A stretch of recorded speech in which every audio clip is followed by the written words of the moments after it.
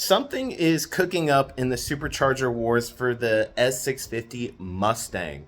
Roush put out a little teaser. Let's go for a drive and just talk about it, because I've been reading up on a lot of information, I've been hearing a lot of people's opinions within the community, and it's quite interesting.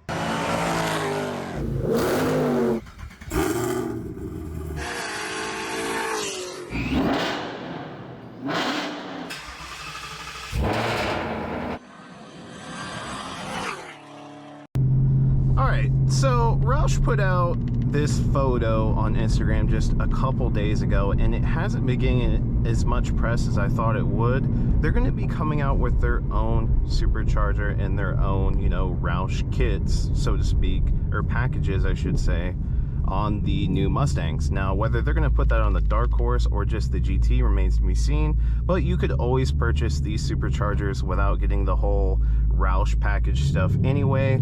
So even if you just want the Supercharger, you usually can get those. Now, one thing that's going to be extremely interesting is it looks like it's an old Odin kit. Like, if you look at the actual lid, it does not look like a Whipple, because it is not. It's going to be like a TVS Supercharger, like a Magnuson, and that's going to be pretty exciting because those produce more torque than the Whipples do.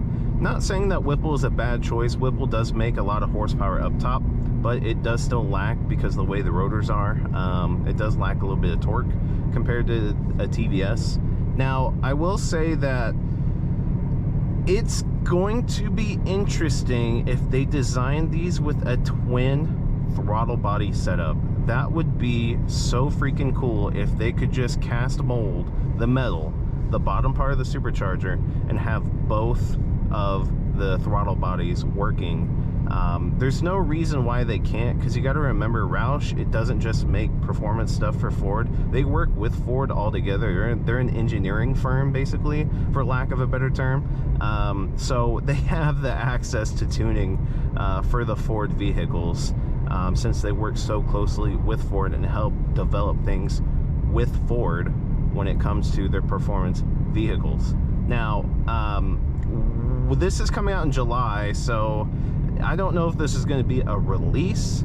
I don't know if this is going to be a full-on, just probably just like a sneak peek, I guess you could say, like a sneak peek.